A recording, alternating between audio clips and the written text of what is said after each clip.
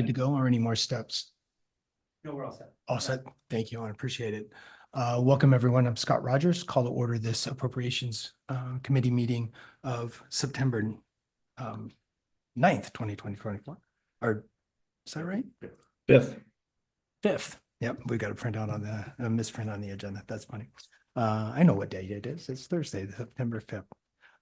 This meeting's being conducted in a hybrid mode. I do not have the full script in front of me, but it's pursuant to the acts of 2024 that were signed into law. To make sure that everybody can be heard and hear, I'll do a roll call of committee members. Jeff Knight here, George Brinkle Here. Bob Amico here, Tim Kalin here, and Terry Halloran. Here. Also with us is Jason Little, Finance Director. Present. And Fire Chief Dave Parenti. Right here, present. Excellent. Thank you, everyone. Let me just start momentarily to welcome Terry Halloran. I would say welcome to the Appropriations Committee, recently appointed, but it'd be more correct to say welcome back, right, Terry? And reappointed. Terry was a member of the Appropriations Committee a while back. We won't say how many years back, and we'll keep his it was a long time ago, guys. his young age out there. So Terry, appreciate your service to the town and stepping up to work with us here on the Appropriations Committee. Thank you. Glad to be of help. Great. We'll start off with any public comment. If there's a comment or questions, if you're in the Zoom meeting, raise your hand, virtual hand, and if not, no one, not seeing any. We're good for public comment. Let's start off with meeting minutes. There was a small correction that Terry found in the spelling of council. We've got meeting minutes for April 22nd, which was our meeting just prior to town meeting, and June 25th. If there's no discussions or further corrections, we can even do a single motion for both minutes if anybody's inclined. I move we approve the minutes for both the April 22nd and the June 25th. Second. Motion by George, seconded by Jeff. Any discussion? Great. All those in favor, let me do a bit of a roll call since we're hybrid. Jeff? Aye. George? Aye. Bob? Aye. Tim? Aye. And Terry? Abstain. And Scott's an aye. Those motion passes. Great. Okay. The main work for us to do tonight is the review of two proposed warrant articles for special town meeting. The main content of those were put into the draft report, a file that was sent around earlier this week. Jason can tell us a little bit more about the first one, which is around the sewer settlement. There's not like a separate memo or anything like that to review. So mostly in the body of what you see in that draft report under sewer settlement. And I'll hand it over to Jason to just walk through that simple bit. Sure. As you may remember, the single largest transaction this town has ever conducted at one time has been paying the city of Marlborough $7.5 million. And that was the result of this long-standing court case that had been going on as a dispute over the intermunicipal agreement for the Westerly treatment plant, where 100% of Northborough sewage is transported there and processed. Following the ex-assessor IMA being entered into, that there is a shortfall in the 24 budget when we received our reconciliation bill for FY24. And we expect again that the budget for 25 is short as well. So this article is designed to remedy that. And it's on the warrant as one article. I think we're going to be getting advice from council that's saying it's going to be broken into two motions as a result of one being for FY24, one being for FY25. They have different thresholds for passing. At a special town meeting, it requires a 9/10 majority to pass a prior year bill.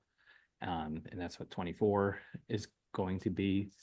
25 adjustment is going to be a simple majority. And that is, they're both going to be funded from sewer enterprise free cash.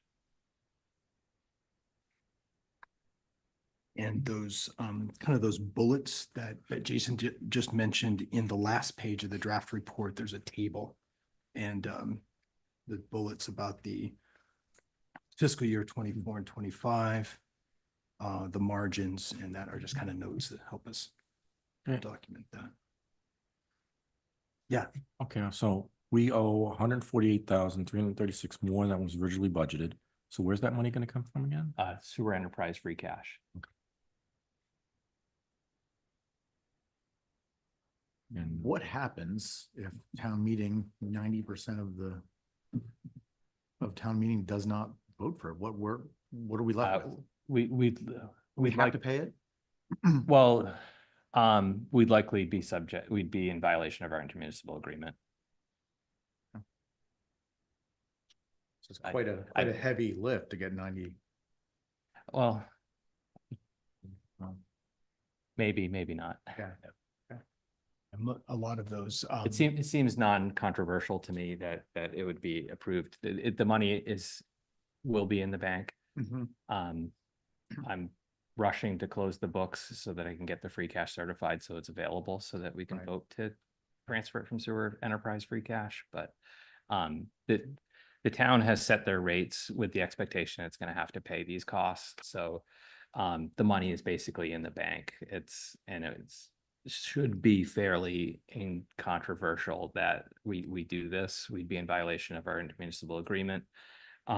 Again, this litigation has gone on for years, and it's really a major event that we got the successor IMA, and this settlement came out, and it came out in very much in Northborough's favor, being that it was a fair intermunicipal agreement that we entered into as a result of it, and then the settlement was a fair settlement. It was very much in line with our previous expired IMA that we had. So again, 9/10 seems like a high majority. Like we'll probably have to go back to annual town meeting where the threshold's lower to Right. act on it again.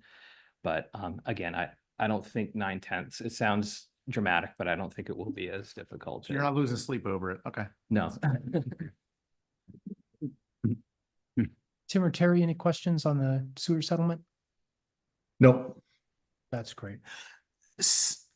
If you don't mind then, folks, what I'd like to do is go ahead and take our vote on our recommendation for to special town meeting on this article before we move on to the next topic, since we've kind of tied this one up in a bow.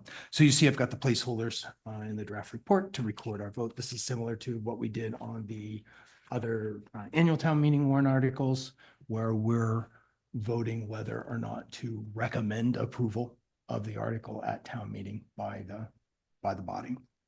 So I would take a motion on Article 1, the sewer settlement, and the transfer of a total of $248,336 split out, as Jason indicated.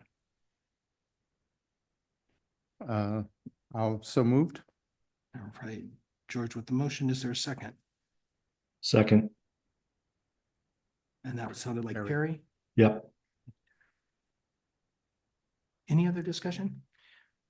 Yeah. Yeah, I guess it's just me not being smart enough about this whole thing. So again, we had a shortfall, 148,000, right? That we had to come up with the money. Is this something that's going to happen there? I mean, what is the trend? I'd like to see the trend. What is the trend of what we usually pay for the sewage? Well, we pay generally, I believe it's about 35% of the plant's Right. costs. Okay. We won't know until the end of the fiscal year when we get a final reconciliation bill from the city for their costs for running the plant. So all these years that we've been paying this, there was a certain number that we were paying. And now that was negotiated in this settlement that now that we're. Right, basically the settlement, the $7.5 million was the sum total of multiple years of the actual reconciliations. Right. Through the IMA, we make 3 quarterly estimated payments to the city, Right. and then we make a final reconciliation payment once they've finalized their costs for the year. But I thought this reconciliation benefited us in a way that we didn't have to pay. what what Marlboro was asking for, and now we owe money? That's what I'm a little confused on. Well, the city is operating the plant, so we make the estimated payments that are below the total cost of operating the plant for the year. So we make 3 estimated quarterly payments, and then those come off of the top of the total assessment that we owe to the city. So that total assessment was higher than what we budgeted for FY24. Okay, so that's really a budget thing, not what, Yeah, here's the way I think of it. okay. In that ever since the intermunicipal agreement expired, right? We've done our best in estimating what the cost to the city would be and adjusted the sewer fees to match that.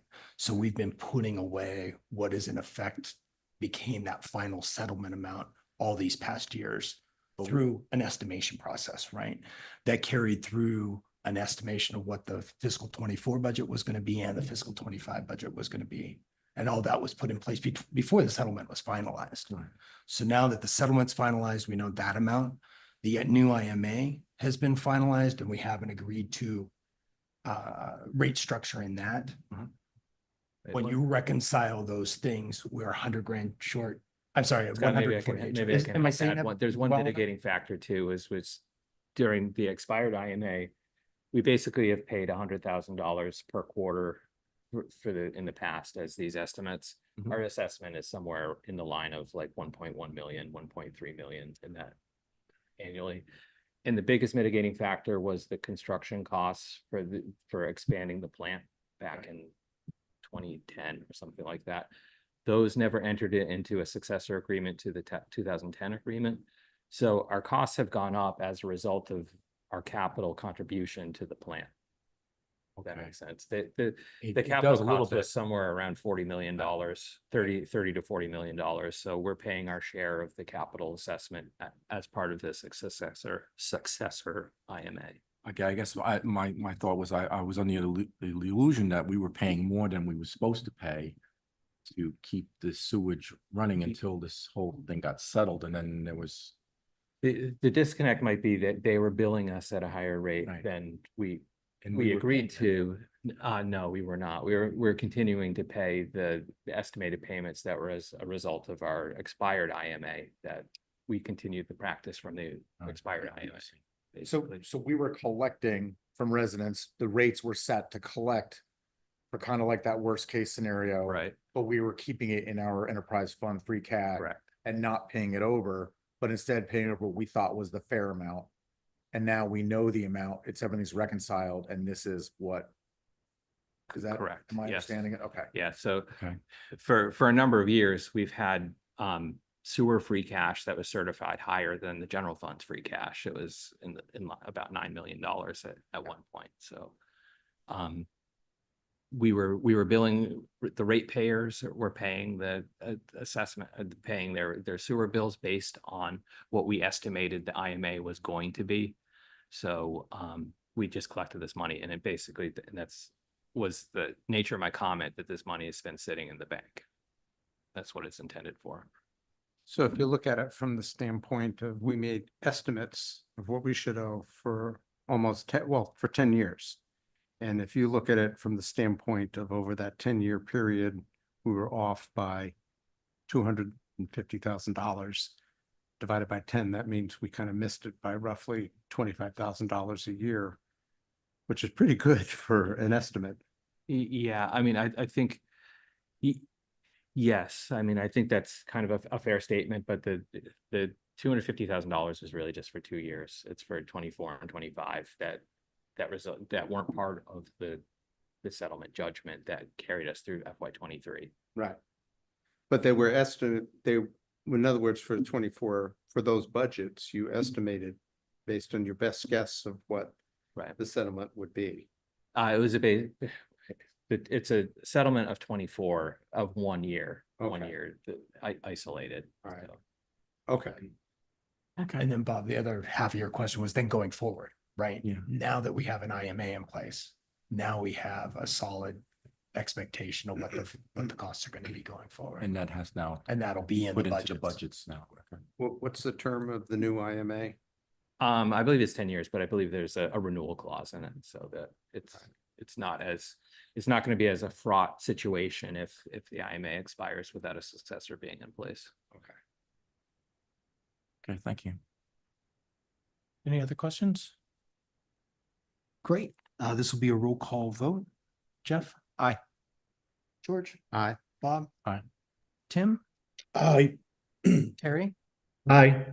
And Scott is an aye. That passes unanimously.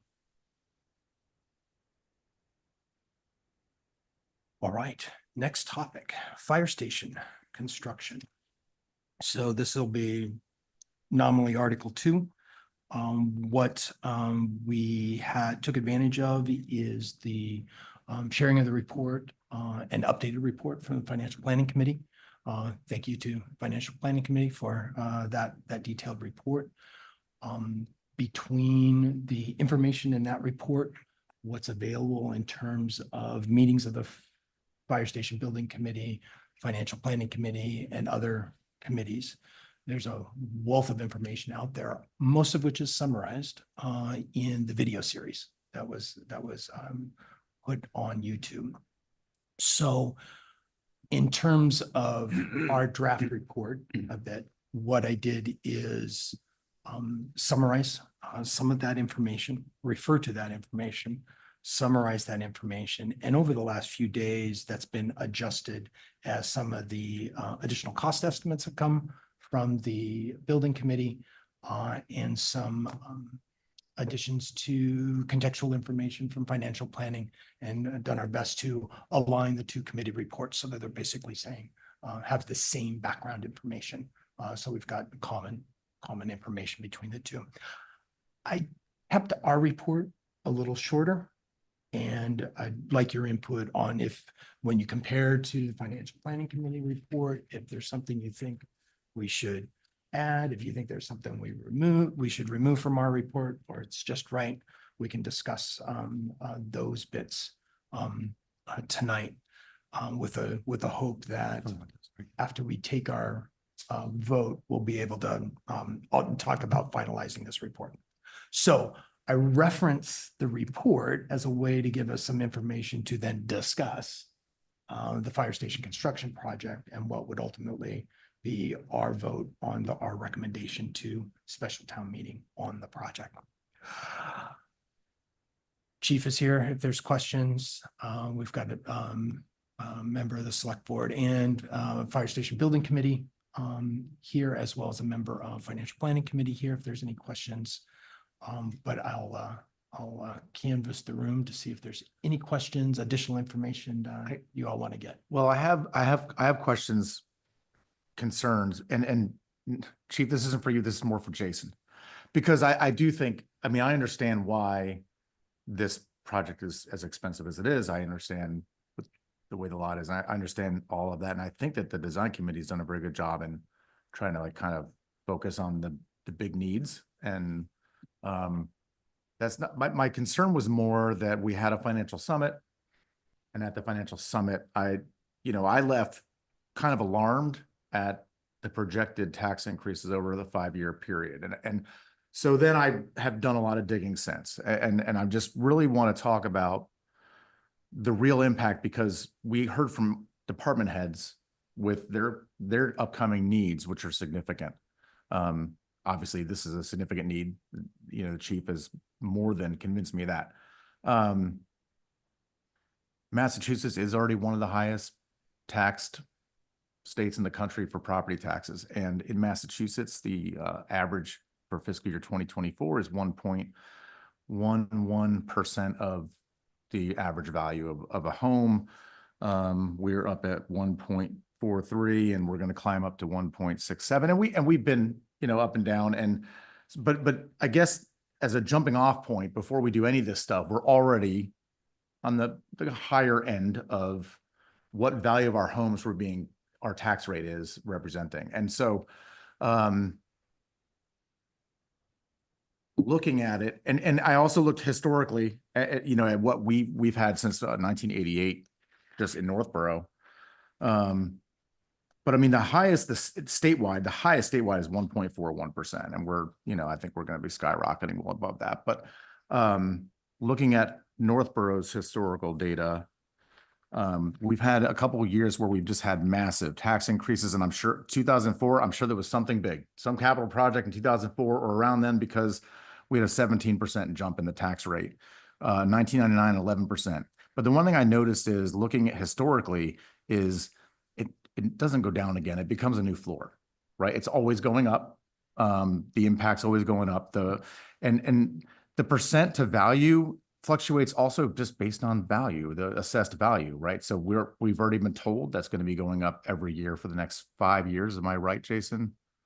I'm sorry, what? The assessed value. The assessed value, yeah. Typically, I mean, the assessed values are based on the fair market cash value of real property, and those are going up. Right. And I guess the 5-year project, this fire station project is a 30-year hit. So, and right now, just looking at the 5-year projection, which also, correct me if I'm wrong, incorporated the needs of all the departments, like the projected needs, right? That's what these numbers did. This is from the Financial Summit, Future Impact. Right. Well, the yes and no. It was an exercise that used a projection for town departments. It used a factor of 3% for increases. The prior year was a significantly larger increase because there were a lot of unmet needs that got provided for in the FY25 budget. So we haven't begun the FY26 budget process yet. Given, the presentations that we heard from department heads, that everybody gave a presentation that included some form of what their future needs were going to be, and those were not quantified in the numbers. So this year's budget cycle we're going to start on that very soon, probably after we've closed the books on 24, so that we could move into 25 in good faith and start the budget process for 26. But we'll start quantifying those costs, and there'll be some policy decisions to make, whether we constrain or we move forward into a Proposition 2.5 override or something like that. Because again, our tax levy, our ability to levy taxes in order to pay for all these costs is controlled by Proposition 2.5, and that's a somewhat arbitrary limit, because there's a quantification of overrides over time. It's based on a 2.5% increase on the overall levy for the year. So whether we move beyond that and can continue, it's a policy decision going forward. Right. And I mean, and just looking at this in 5 years, we're looking at about a 30% increase in just the annual tax bill for most families. And I think, when you look at, because I was focused a lot on the tax rate, ratio to value, because that's the value we have in our homes, that's there for us. But the thing is, those are unrealized gains, right? So that really does nothing for someone who's paycheck to paycheck, and they now in 5 years have their tax bill going up by about 30%. And I heard every single department head had some large need that's coming up, and who knows what's going to happen with the police station. So I guess, where I'm coming is, we don't want to be chasing families out of this town because they can't afford to live here anymore. And this is just an enormous tax increase, which really gave me pause. I left shaken that night, just of just how steep this is and the impact it's going to have on people. So I see where, the projections show that it does trend with the way home values, but so do everyday costs that people have. So I think that I don't know. I think, I went back through the minutes of meetings about the fire station. I do think that they did what they could to reduce the cost. I think most of the costs are really just the things they have to do, the hard costs, right? That's where most of it is really going. So it's not an issue where I'm saying, oh, we shouldn't be doing this. But it's something that it's going to impact everything else. And all the departments have needs. They're all important. So I just wanted to really get us thinking about, and I hope financial planning is having similar talks that this is a road we just can't stay on. So something's going to have to give. And, you know, for all the department heads, you know, they're probably wondering like, who's it going to be, but it could be all of them. But I think it's going to get very real for people. You know, once we get a few years down the road and they see this tax bill go up, and it's not going to stop at 5 years. It's going to go on and on and on. And historically, I went back again, back to 1988. It doesn't go back down. I could see a couple times where less than 1%, it might have stayed about flat or gone down by less than 1%, but pretty much it climbs every year. And even when you have years where it's a huge increase, near double digits or in double digits, which happened 3 times in that span, it never goes back down. That's just a new floor.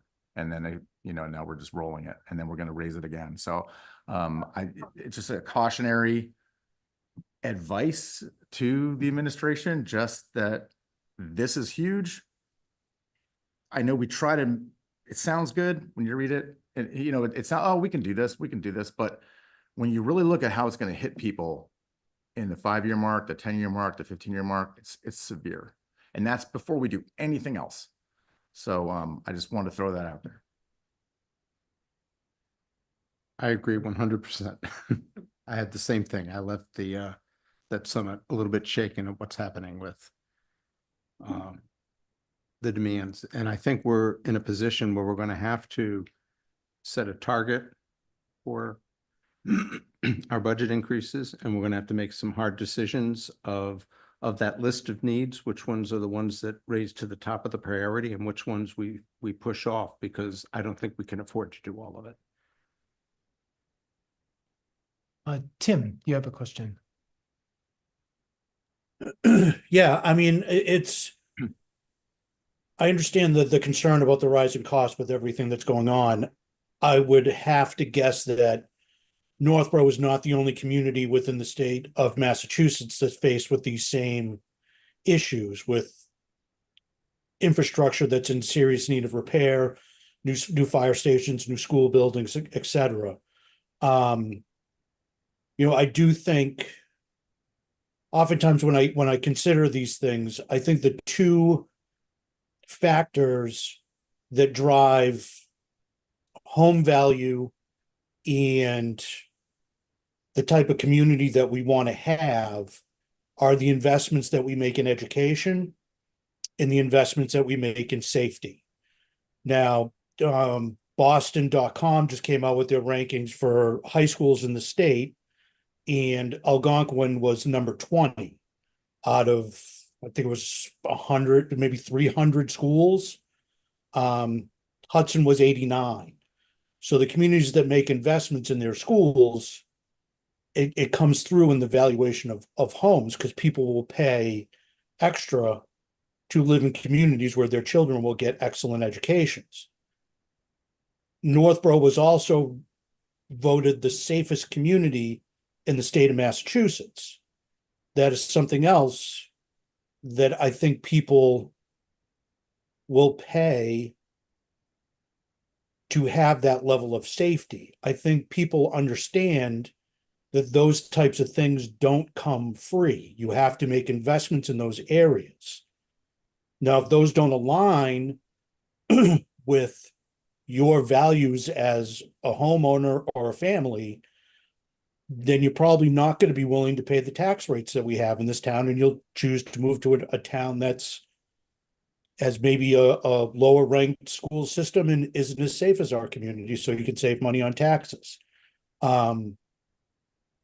Costs are rising all over every aspect of life. So I'm not, you know, to have that sort of 30% tax increase over the next 5 years is, you know, not the best case scenario by any stretch of the imagination, but it's all things that need to be done that align mostly with continuing to provide the education that we provide and continuing to provide the level of safety that we provide in the community. And that's just reality. Could I just make, Yeah, do say. we were talking about some of the the metrics from the Financial Trend Summit that we did. And, you know, to Tim's point of what's going on in Massachusetts in general, one of the measures that we looked at was that ranking of our tax bill among our neighbors and among other towns in the state. There's 351 cities and towns in the state of Massachusetts. And over that window of time where we may have had lower tax bill increases, we had a much higher tax bill relative to the rest of the state. So somehow Northborough is coming out with, I didn't see the Boston.com article about the schools that were 20th with the high school, but our tax bill is somewhere in the 70s now, like 71st or 72nd in the state, where it's been low. I think it's been in the 40s and somewhere in that window of time that you're looking back to, and on that list of tax bills. So the point is that I was just trying to make was that this is happening everywhere. And I think a continually falling ranking among neighbors and the rest of the state shows that maybe there's pent up needs that have been built up in this community. Yeah, no, I agree with that. And I agree with what, what Tim's saying. My family moved here for the schools. I'll also say though, that when the superintendent, when Greg gives his presentation, I mean, we see how much he's worked with his department heads, his principals, to pare down their requests from, like I believe his approach has been very fiscally responsible. And I guess what I'm just saying is that, because I agree with Tim, this is safety.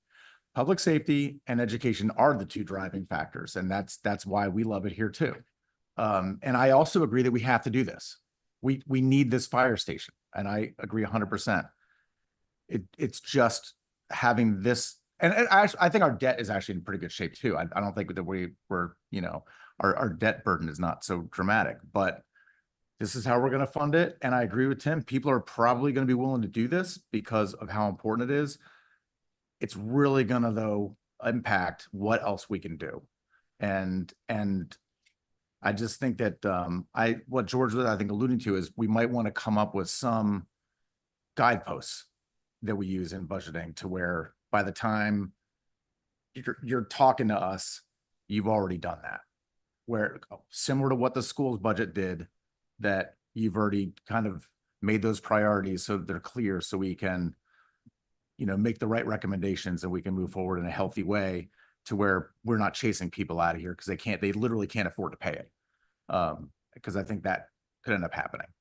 I've got A hand up. one item there, but I want to give that I've got, I want to share what's in my head around what you just mentioned, but let me give Terry a chance. Thank you, Scott.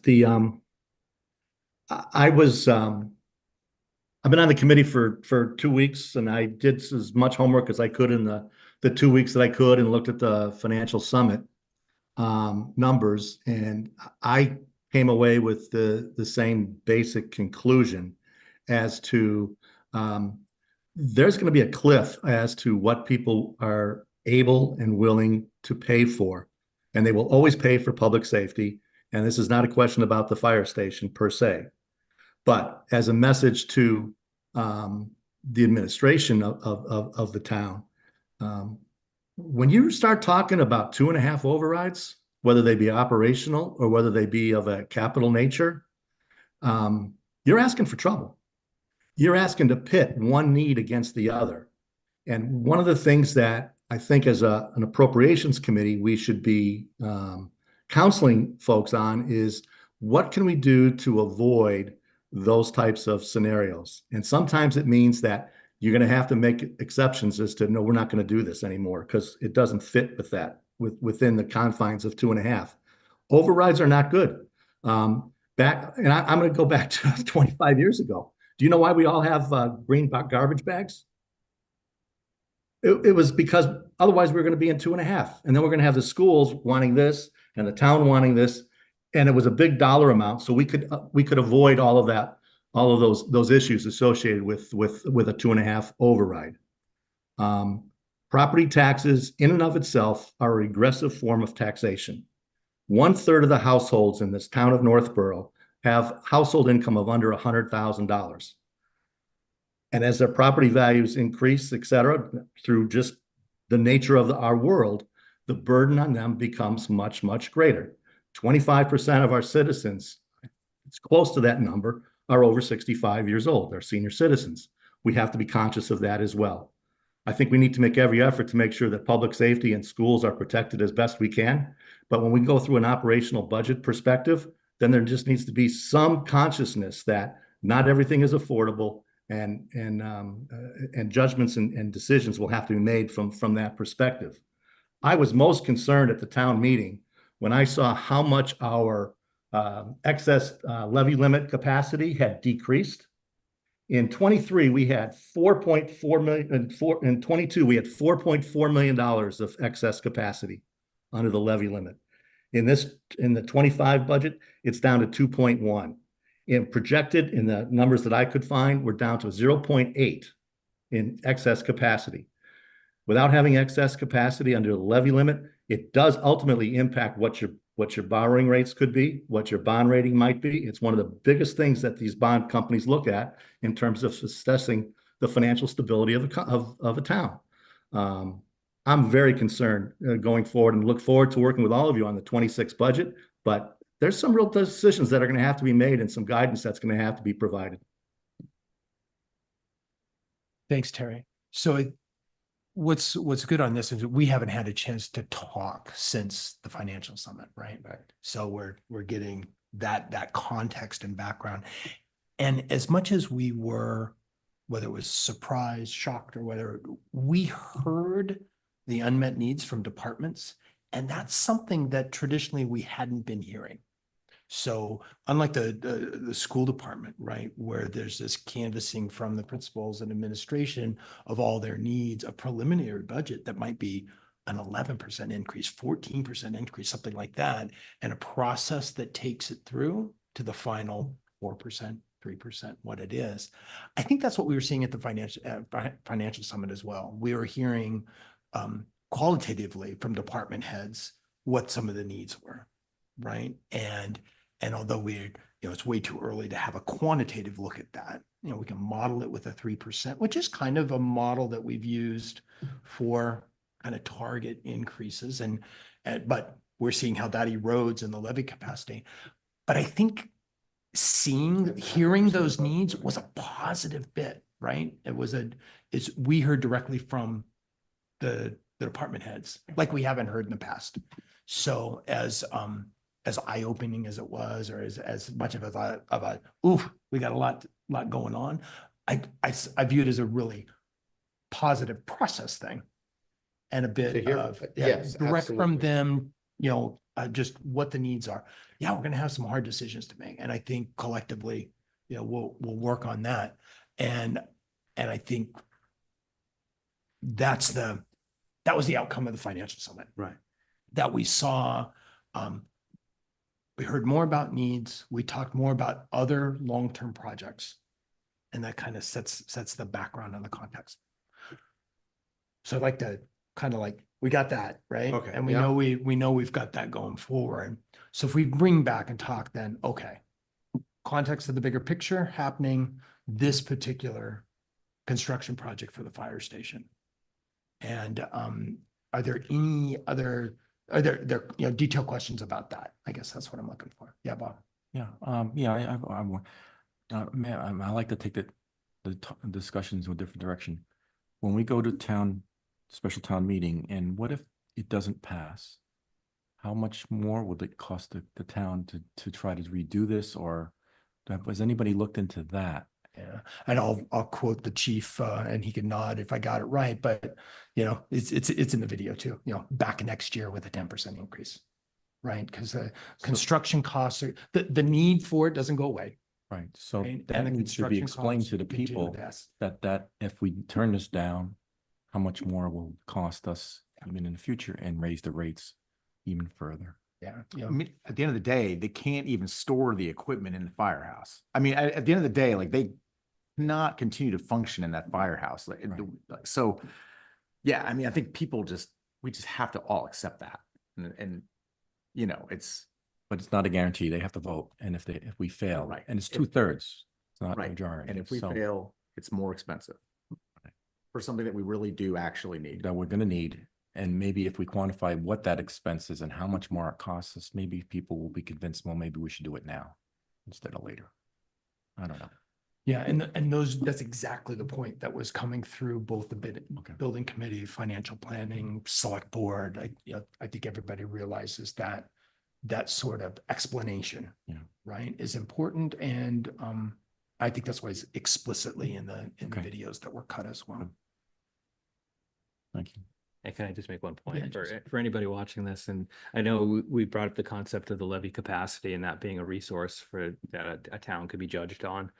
The approval of the fire station building project would be contingent on a Proposition 2.5 or debt exclusion, and that would not affect our levy capacity. It would basically we are able to raise the money in tax. I mean, it's still a tax impact, the same as any other spending article, but it would not affect our levy capacity, basically. Yeah, and this is probably a good time for folks that might not have watched other meetings to kind of just lay out the process, I guess, in terms of a warrant article to appropriate the money at special town meeting. The amount that we're appropriating is the total estimated project cost, right? That it's and the financial projections that Jason has done and the modeling of the potential financing of the debt, right? All of those are estimations that we won't really know the specific dollar amounts until we have a project that's bid and awarded and we have and we go forward with the project. So although we put some very precise numbers in the bid, just so we can do some calculations, some estimates, that those numbers are gonna, the actual numbers are gonna, be in that area subject to awarding a contract. But that's just the first step in the process, right? The town saying that we're willing to appropriate the money. The next bit is what Jason mentioned, is then in terms of a ballot question to say, okay, the financing of this debt is excluded from the 2.5 considerations. And I think that's no different. That's exactly the same that we do on the other building projects, right? Or that we have done on the other building projects, especially Lincoln Street School. Mentioning Lincoln Street School, we had an appropriation amount. That project came in under budget. That money was returned and helped finance some of the design of the fire station and other things, I think. So this is the normal process. This is the way we do big ticket items like this in terms of appropriating the high water mark of our estimate that came through a very detailed costing process that I think was at our last meeting we talked a bit about. And then considering that to be excluded from our 2.5 levy capacity. Terry, help me out on that some more. Yeah, and Jason, I totally agree, and I didn't mean to implicate draw the conclusion that this has anything to do with our levy capacity. That was speaking more to where we were from an operational expense perspective. But what I would love to hear a little bit right now, just given that we're talking about debt and exclusions, is just kind of give us an update, or at least me, some education as to the interest rate that you're utilizing for the estimates of the cash requirements on an annual basis, 4.25%. Where are we in terms of talking to our financial advisors? What have they said? Why do you think it's, some of the notes have seemed to say that it's somewhat conservative. What are you hearing these days in terms of their analysis of our situation to be able to borrow this much money at favorable rates? Well, there's, I mean, it's a complex economic environment, and we talk to our financial advisors. We ask them, we told them the schedule, the amount, the cash flow that we have, and we asked them for their advice on how we should structure our debt. This project, the cash flow analysis from the project manager shows most of the cash being needed for the project, should it be approved, would be needed over the course of the next year. So this project, it looks like it's set to go pretty quickly once it, and if it's approved. We would likely go out for a bond, like we would market and issue a bond in June or somewhere before that.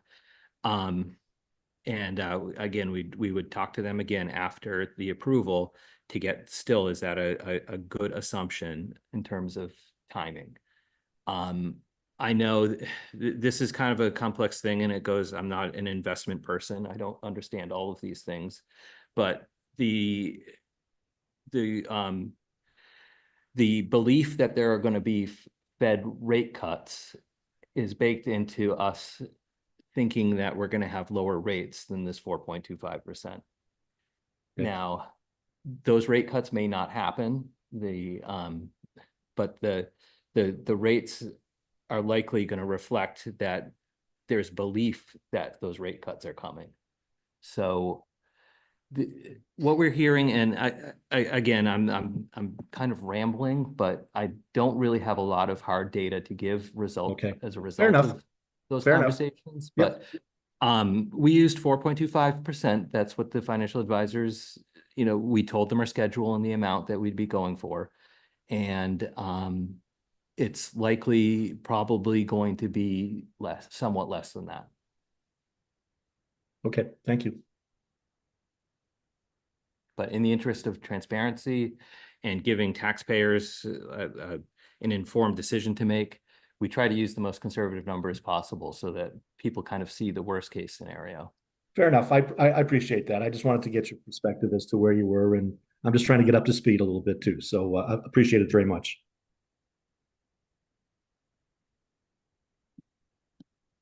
The other, I noticed that there was some analysis about 30-year versus 20-year. They didn't seem 20-year would work, or what was their thinking on that?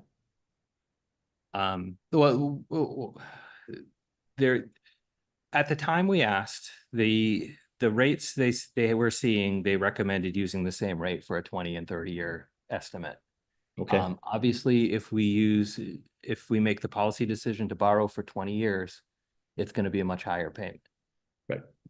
Over that year. The overall interest will be less because it's being financed over a shorter period of time, but the payment will be more. The tax impact will be more. And a project of this magnitude, I think we've, tried to model this, which was likely going to be a 30-year issue. Okay.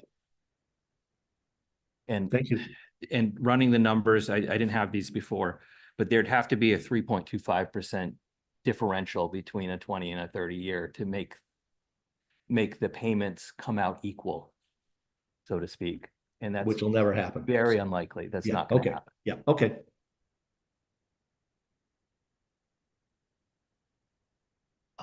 Jason, anything we should mention, just thinking of other financial items, this total amount that would be financed. We also have the possibility, on the rebates, especially for the geothermal. Well, the debt projections we've modeled, we expect we're getting these grant funds. We expect we're going to get them in time so that we won't have a deficit in the fund balance of the project when we go out to bond. There's a possibility if there's a longer period of time, we might have to incur some short-term debt in order to finance the amount of the rebates until we receive the money. But the nature of the rebates are that we have to construct what we're applying the rebates for first before we get the grant money. And so I guess that's, one example, in terms of the building committee and the town in general, looking at all the possible elements of rebates on heating and cooling systems, rebates on electrical vehicle charging, elements like that. And the town's going to continue to look for any opportunities to offset that, those costs as well. It helps.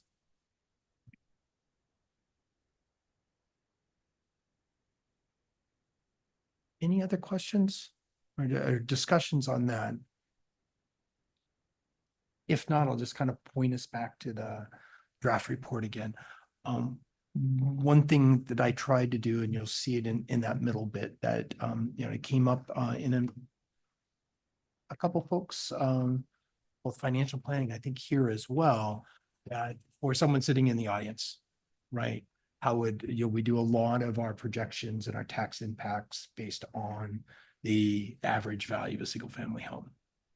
But the ability for someone to take their house value and kind of calculate for themselves. So that's where you see in the middle, an estimated 66 cents added to the tax rate. So that would give someone the ability to say, 66 cents per thousand on my assessed value. Jason has some estimates on what could be expected in the rise of assessed values in terms of 5% the next fiscal year, 2% after that.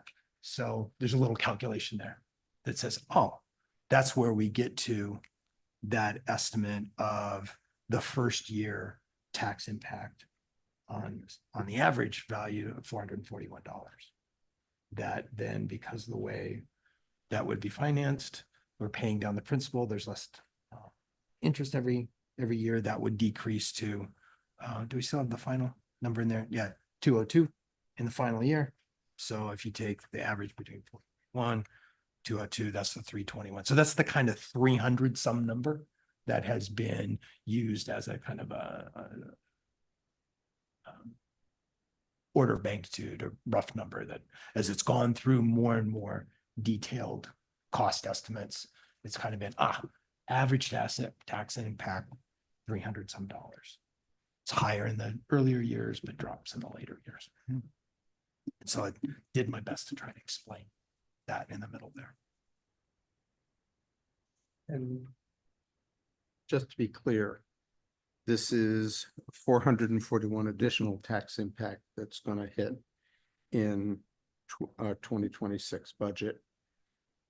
In addition to that will be what's going to hit our 2026 budget for all the other things that we're going to do. Other operational costs, right? In other words, we're not saying it's only going to be it's going to be 441 more than what have been.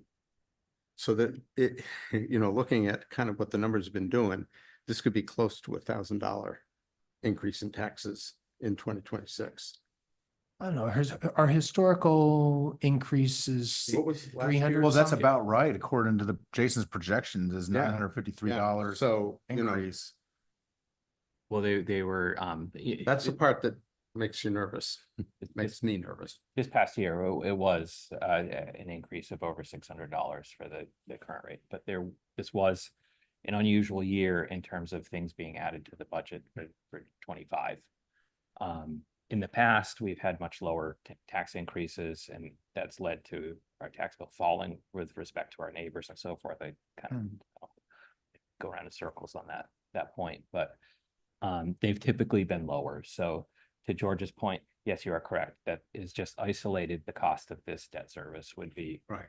that impact, but the impact of the overall budget, the school budget, the town budget, the employee health insurance, the Worcester Regional Retirement Assessment, all of those things, all of those increases are not part of that $441. Right.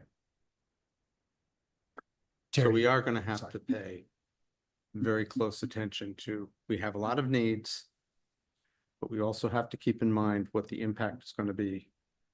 And we may have to really work very hard to prioritize those needs correctly so that we do the ones that are most important, and we manage it so that we're balancing and we're not hurting our taxpayers too much.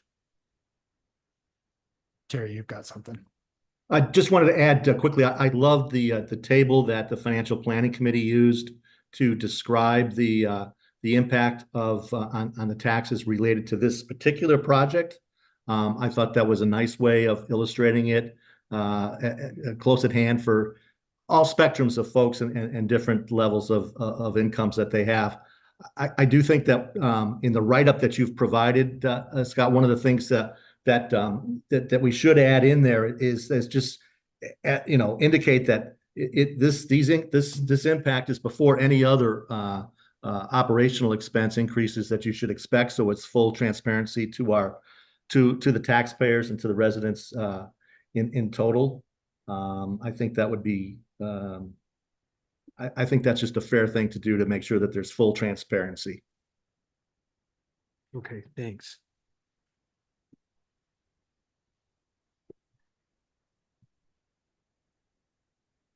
And one other thing, I think somewhere in the write-up, you should indicate how the loan is being amortized. Because rather than try to confuse folks as to, well, there'll be a 2% increase in these assessed values, et cetera. I mean, the bottom line is basically between new growth and because we pay less interest every year, the overall impact on somebody each year will be lower at the end of the loan versus the beginning of the loan. It's just, I just think that should be a little bit more clear to folks. And I think the easiest way to do that is I'll add that table. I'll add that table to our report because then it kind Yeah. of summarizes it. Yeah. I don't think there's any intellectual property we have to worry about stealing. We can, Yeah. we can include it here. It's plagiarizing And is a really good even compliment. a quick synopsis, so that people do realize that, you know, in year one, it's $1.4 million of principal and $1.7 million of interest, and just show a couple of examples so they get a full picture of what the cash outlay is to the town in different periods of the loan period. Perfect. Not the full amortization table, but enough of it that they can get an assessment. Thank you, Terry. Any other questions before I ask for a motion?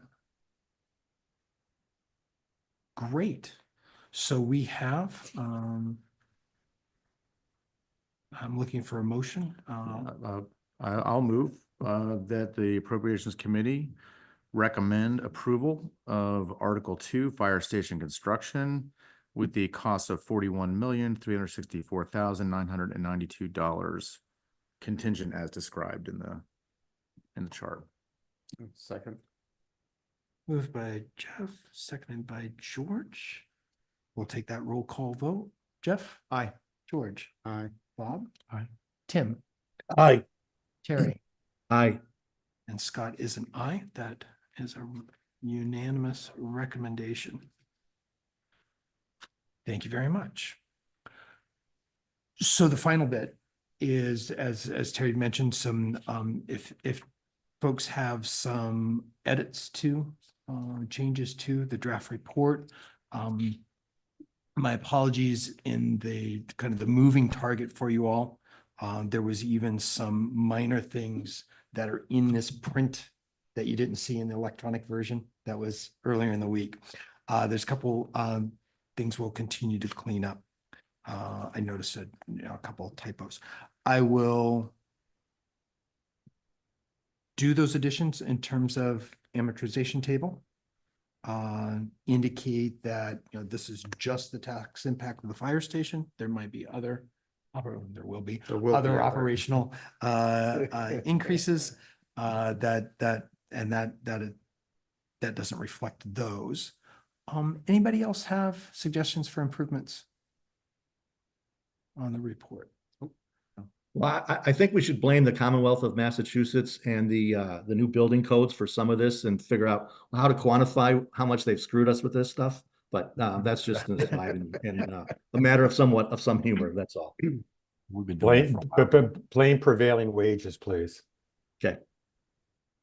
Yep, that's a good one. Great.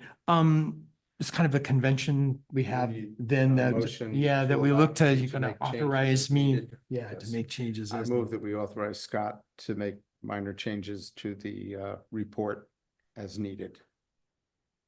Second. Moved by George, seconded by Jeff. Any comments on that? No. Great, we'll do that roll call vote. Jeff? Aye. George? Aye. Bob? Aye. Tim? Aye. Terry? Aye. I'm also an aye. Thank you for that. We've got, I think overall, we're trying to hit a final report that can be delivered to the select board in time for their Monday meeting. So I think we've got enough runway on that. Jason, I'll have an update on this to you tomorrow. Okay. And then any other we'll hammer out like we did this week on any other changes. But I don't see anything that prevents us from doing that. Any other business to come before the committee? Excellent. Chief, I didn't get a chance to say it, but thank you, sir, for all your effort on this project, working with the building committee, all of the land use and design and conservation and all the work you've done and the committee, building committee has done to put this forward. Really appreciate all that hard work on that. Thank you. I apologize for the chiming in the back. It must be 8 o'clock. It's really the committee. They've done an amazing job. And I do want to apologize for not being in person. I said I was tied up in a fire. I wanted to come home and get cleaned up. So I do apologize for not being there in person tonight. I think you prioritize that work appropriate, sir. Yeah, I agree. Great. If there's nothing else, I'll take a motion to adjourn. I move we adjourn. Thank you, George. Second. Jeff, second. All those in favor, Jeff, Aye. George, Aye. Bob? Aye. Tim, Aye. Jerry, Aye. and Scott is an aye. Thank you very much. I appreciate all the effort you guys put into this. Have a good evening, everyone. Take care.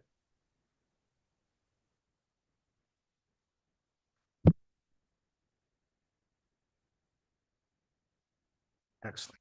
Good job. Not bad timing. 1 hour.